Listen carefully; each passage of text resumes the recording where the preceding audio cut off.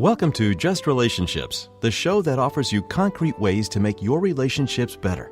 Whether it's your boss, your spouse, your children, or your friends, the quality of your relationships in life directly affects how you feel about yourself and the success you achieve. Your host, Dr. Duffy Spencer, a psychotherapist, telecoach, author, and seminar leader, will interview top experts to help you learn to manage this essential part of your life. And now, here's your host, Dr. Duffy Spencer. Greetings to you. Do you find that a lot of people don't seem to care about anything or anybody? Do you find that some people are apathetic and even rude or uncivil? Well, if that bothers you, then please stay tuned because I have a treat for you. I want you to meet Mark S. Lewis, who is the author of the book, Give a Damn. Give a Damn. The Ticket to Cultural Change. And let me say this to you and to Mark, that many people who write in the field of psychology and even business will talk about the individual changing for the individual or for their small group. Even if it's a work group, yes, that's very good. There are many, many good business books. You talk about cultural change, and you talk about it in the smaller sense because each family is a subculture, each company is a subculture, and even there are subcultures, how the departments within a company are different. So for you to have a cultural perspective, I think is wonderful, and I think it's very, very necessary. Yeah, so welcome. Well, thank you. You hit the nail on the head, and it's all about those relationships. And I think if you go back 20, 30 years ago, our relationships with people, we have more relationships in terms of being able to communicate with people, but the quality of that communication has degraded over the many years. And so I saw this in my business dealings and my dealings throughout my observations of what's going on in front of me in the community, what's going on around in government, and all these things affected me to the point where, boy, we're taking the culture of today's society, and it's become a lot more self-centered than it has ever been, and identify a bunch of areas that have caused that. And yes, Mark, and again, Mark S. Lewis, the author of Give a Damn, and I imagine this is available online as well as bookstores, Mark? Yes, you can get it on Amazon.com, certainly. Beautiful. What really impressed me about your book is your American Accountability Pledge. And, yeah, the way you put it, as an American citizen, I pledged to develop a stronger awareness and understanding of my own thoughts and feelings, which, of course, lead to behaviors and actions that could be viewed as selfish, critical, and destructive. And then you have five different pledges as an American citizen, and each is progressive in kind of moving out into the world. So, You're right. And the reason why I did that is because each one of us individually has to create an awareness and an understanding of how we think and feel, and what those thoughts and feelings and how they can lead to behaviors that create what I say negative or ill feelings towards other people, and which becomes selfish in nature. And so what we need to do, in my opinion, is create and get everybody to take this American Accountability Pledge, and by pledging to, and it really boils down to, what can I do to help improve the lives of others? When I do that, I improve my own life. Mm-hmm. Because when I give to others, you should never expect anything in return, but it will automatically come back to you. It's just, givers gain, as they say. And if we can get more and more people to think this way, what happens is you help other people. They feel good about what you're doing for them. And in my own realm, I feel good about what I've done to help people. And everybody wins. So everybody takes this American Accountability Pledge, which you can get and view this on my website at giveadamnbook.com. We can take that. We get all this input from all these Americans. And then what we can do is we can go to Congress and say, look, we need for you to take the same kind of pledge that we're adhering to help serve the American people in a better way that they have in the past. And I think everybody feels that Congress isn't acting to our best benefits.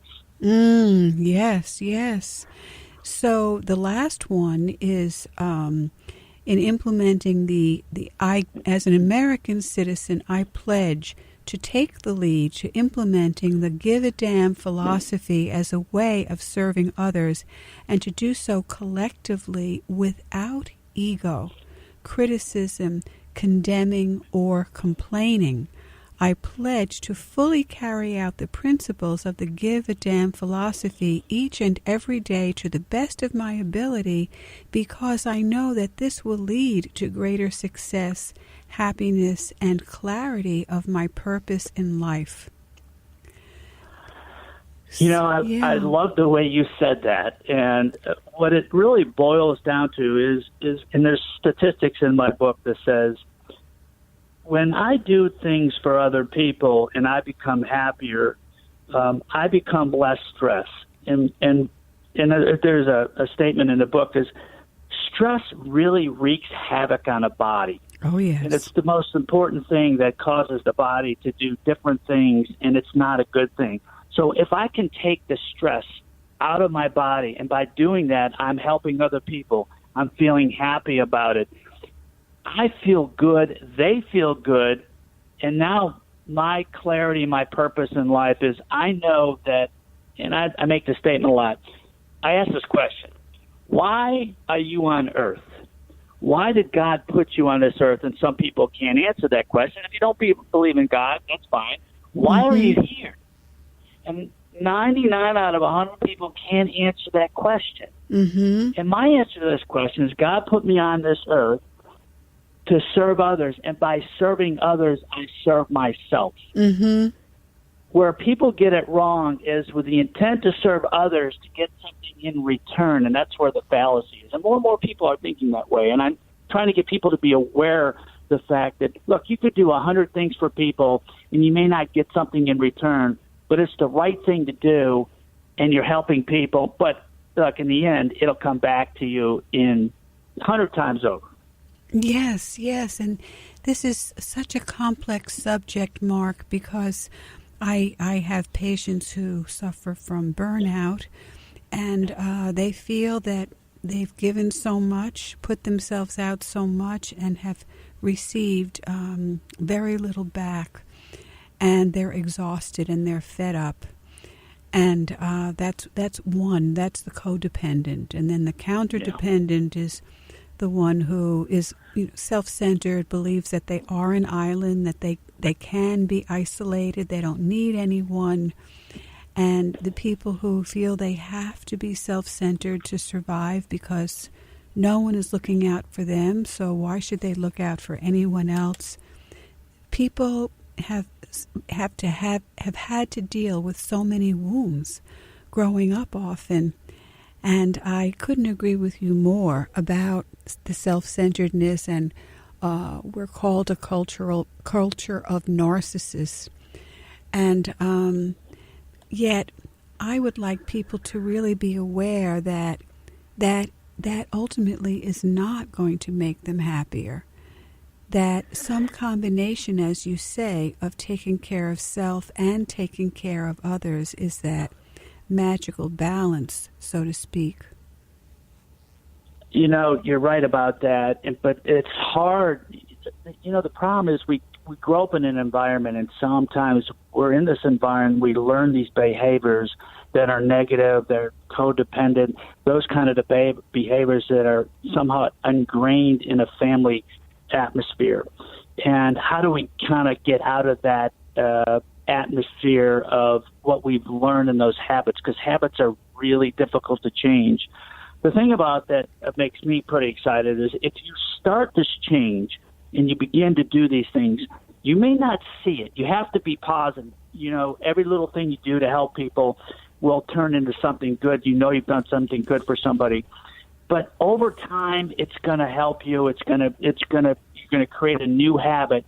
And it shows that when you do things for other people, like when people volunteer, there's a study that was out.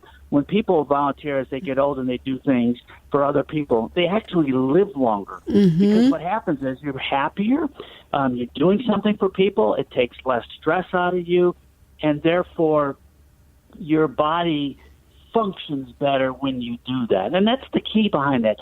Changing a habit is very difficult. My goal over the next 20, 30 years is to try to get people to be aware of their habits and what they do that can lead to self-centered or selfish behavior. How do we change that? I have to be reminded all the time. I wear this give a damn bracelet. Yes. Sometimes you forget. By having that same philosophy, it's a brand. It's a brand I want to create across all America, that if everybody were to give a damn about what they do and how they do things for others and why it's so important, our world would be such a better place. It would be. It really would be. And I love your red bracelet, Mark. Give a damn. I love it. And wouldn't it be great if everyone subscribed to that and everyone wore their red rubber bracelets? And it's kind of the concept of paying it forward, and that we have something called positive contagion. Right? Emotions are contagious. And so let's look at positive contagion. And if you cited a study, so in that study, is there the term helper's high? No, I don't have that. No. Right. But that is a different study. Yeah, that is a great term that is based upon these kinds of studies where, you want to live longer, have a cause. That's it. You want to live longer, have a cause. Have something you feel passionate about, and you do have that helper's high. And we actually create the hormone of oxytocin. When we are feeling good, it makes us feel good when we feel that we've helped others and that there is a reason why we're on the planet. We do make a difference. We do make a difference. You're so right about that. And I love that term, helper's high, but also the term I like is giver's gain. Oh, I love that. The more you give, you gain. But here's where people get it wrong. When you have this expectation that in order to give something with an expectation return, or the expectation what's in it for me, that's where the valleys come in. That's where the self-centeredness. You need to do it with the idea that you will get something in return. What you're doing is right. It's good for other people. You may not get something back, but in the end, you will get more than you give. It's just the way it operates. I've seen it over and over and over again with people who do it. They benefit in the long run. The more they give, the more they will get in return, but you can't expect it. Yes, that's the word disappointment is, I have an appointment with expectations. I expect something, and it doesn't happen. And they say if you don't want disappointments, don't expect anything. And yet so many people are externally focused, and they look to the outside to get satisfaction. I did a good job, but what's the point? Because no one told me I did a good job. Rather than saying, I did a good job. I pat myself on the back. I'm proud of myself. So do you think that more people can kind of take that U-turn and look at themselves in that way? Right. I agree with you about the fact internally what you've done for somebody is good. But what the give a damn philosophy does is called the attitude of gratitude. And there's an important element of this. When you do something for somebody, you should always have this attitude of gratitude, which means you should always thank them. Hey, you did a great job. We don't, as a society, do enough thanking or, hey, you did a great job. We don't need to do that because people need to feel good about it. When you say something to say, hey, you did a good job on this project, I could have asked for a better help on this project that I did. I can't thank you enough. The words thank you, please, and excuse me have seemed to go out of society. Perfect example. I walk through this door, I open the door up for this person. They walk right through, and they don't say thank you. Mm-hmm. Mm-hmm. That's like, and I get it. Sometimes some of them are just unaware, but you have to be aware of your surroundings, of what people are doing, and to appreciate when somebody does something good for you. It's like when I'm at a grocery store, right, and then the grocery lady checking me out goes, so how are you today? And I go, terrific. Mm-hmm. And you know what? She's got a great smile on her face, like, whoa, where's this guy coming from? But it's a smile. You put a smile on somebody's face. You know how important that is to people, that they feel like they're important? Absolutely. Sometimes people ask me, like, well, golly, how can you anytime anybody asks me how I am, I say, I'm terrific. And they go, well, wait, how can you be terrific all the time? I say, my answer to this is because some days are more terrific than others. That's good. That's a good answer, good response. So an attitude of gratitude and these simple words, thank you, please, excuse me. So I wish more people would get out of their own comfort zones, their own habits, their own beliefs in that somehow being self-sufficient is the right way to go. And, John Donne wrote hundreds of years ago, no man is an island. And so that why be caring? Why be ethical? Because as you point out, that ultimately it comes back to us, and it doesn't have to come back to us in the way that we think it might. And even if we're not thanked per se, we are creating this kind of emotional contagion. You're right. It brings up a point about why be caring and why be ethical. The problem, we as a society are so critical all the time, and that criticism seems to keep coming out, breeding itself, and it always starts at the top. But, there's a situation that it was really important to me, and I'll relate to the situation because most people, when they criticize, get on the defensive. They have to justify what they did for whatever that they did. So I'll take a perfect example. My wife, she's a teacher, and she went back to school in September. She came home one day and said, honey, all the teachers, their spouses, gave them flowers or welcoming them back to school. And basically, I didn't get anything. And I'm going, okay, first of all, our feelings aren't good, and I messed that up. But my thought process, well, wait, honey, during the summer, I helped you paint the schoolyard. We went to your classroom. I helped you put it all together. But I didn't do that. What I did, I said, honey, you're right. I was wrong. I'm going to do better next time. Mm-hmm. But I could have justified my position as saying, and got defensive by saying that. Now, my wife and I have the best relationship ever, and I love the way she communicates to me. And the thing about it is when somebody says something to you, they could say it in a very bad way, which could put you on the defensive. Yeah. But step back. You got to step back and see what they're saying, and maybe there's a little truth to it, but they're saying it in such a bad way that it puts you on the defensive. It does. It does. It's hard.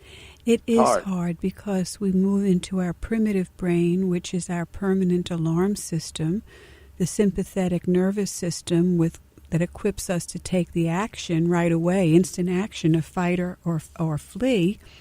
And we forget that we're standing in front of an intimate, and we're not going to punch them out, and we're not going to say, the hell with you, I'm leaving and I'm not coming back. So what do? We stand there and we can be verbally aggressive and be defensive and critical first. You, those Sure. you statements, you did, you didn't, you are, you aren't. And so when someone comes at us with the you statements, the body moves into fight, flight, and it takes every ounce of strength not to be defensive.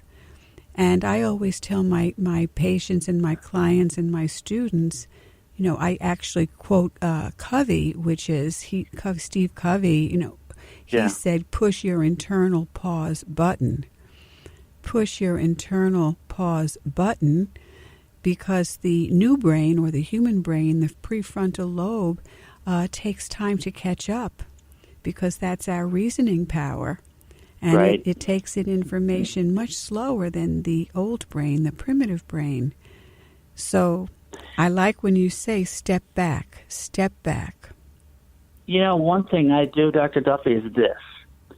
I try to put myself in their shoes and trying to understand where they're coming from. By doing that, and I flip the role. Okay, I'm going to flip roles here. I'm going to be in her shoes, and she's going to be in my shoes. So I flip the role to figure out what she's trying to get across to me.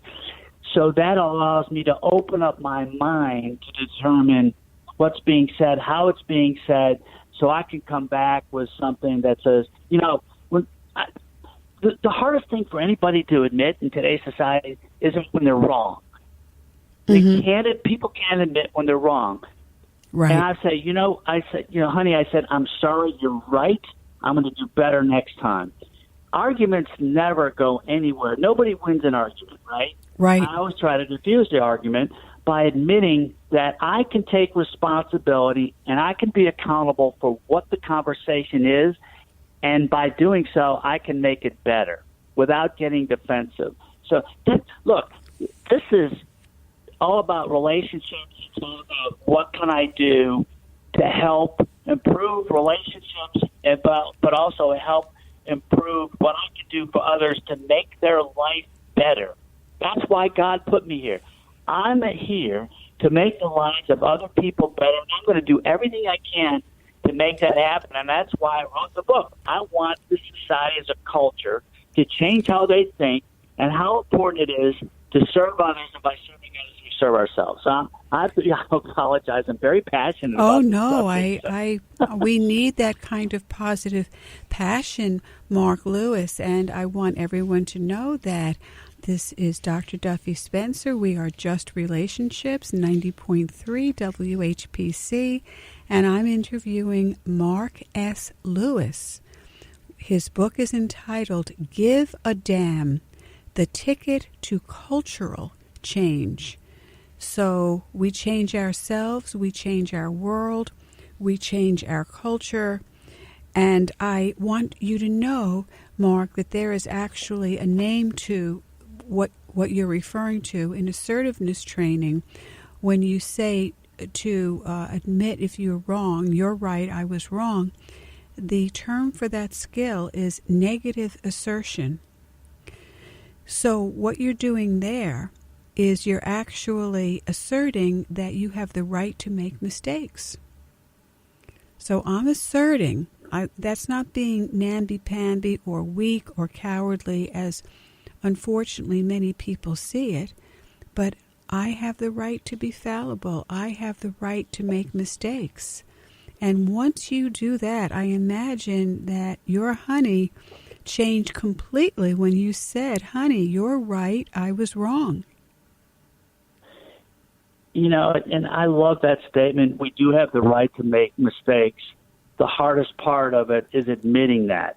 Yes. And more people need to understand by admitting a mistake, it's not that you're weak. It's making you accountable or responsible for whatever that is and making it right. So, I say in my book, a lot of people do the wrong thing because they can justify it in their minds as being right. Mm-hmm. When you think about that, it's like, for instance, let's say there's a thief, and they're poor, this is an example. And so they got to go rob some place because they got to put food in the table.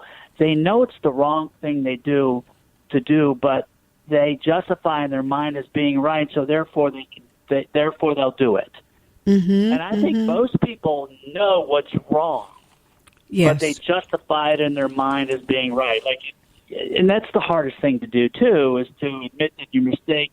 And when you make a mistake and admit it, and the consequences that come with it can be severe too, and they will have a factor in terms of what we do and how we act and how we live our lives. Absolutely. It's so hard. It's so hard, and I'm just thinking about justification and how you're so right that people rationalize and they justify their actions because we all have a shadow. All human beings have a shadow side, those parts of ourselves that are less than wonderful, that are more animalistic, if you will, that are more grabby and competitive and uncaring of others, feelings of and desire for revenge, that we can have these kinds of feelings. And if we get scared, we can be more self-centered if we believe that we're living in scarcity, with scarcity. And there are some people that live in real scarcity. And then we move into competition when we have a sense that there's not enough. And unless I am gimme, I'm not going to have enough for myself. Of course, the question becomes relative. What is enough? Yeah. Right. Yeah. And it actually comes down to ego, too. You know, the ego can be a big driver in being having a sense of self-worth. And that's where it becomes a problem, because your ego can drive you to feeling that you're worthy of something or someone, that you're worthy to be who you are. And that's where the problems come in. And it's a perfect example of a situation that happened in New Orleans. A famous football player, Will Smith is his name, with the New Orleans Saints, had this fight with this other football player who was not on the team. But what happened was they kept fighting each other, and then it started escalating. And the next thing you know, these two are driving side by side. This one guy taps Will Smith in the back of the car. He gets out. They start having a fight. And next thing you know, guns get pulled out. The guy shoots Will Smith, and he dies just because of a little thing. And now what happens? Well, it's the ego that got in the way. Nobody could back down and say, "Hey, look, this is foolish. Right. Let's be normal people. Nobody needs to win here. We need to be civil about this." Terrible. And so he left behind a daughter and a couple sons. And it was just so sad, because someone had to win because the ego got in the way. And Mark I'm Lewis, better than you. Yeah, It doesn't have to be that way. It doesn't have to be that way. And the good news, everyone, is that Mark Lewis is coming back next week for part 2 of Give a Damn. And I like that you ended on the note of ego, Mark, because I'd like to talk to you more about ego, healthy and unhealthy ego. So thank you so much, Mark. And this You're is terrific. Thank you. This is Dr. Duffy Spencer saying goodbye for now and wishing you great relationships.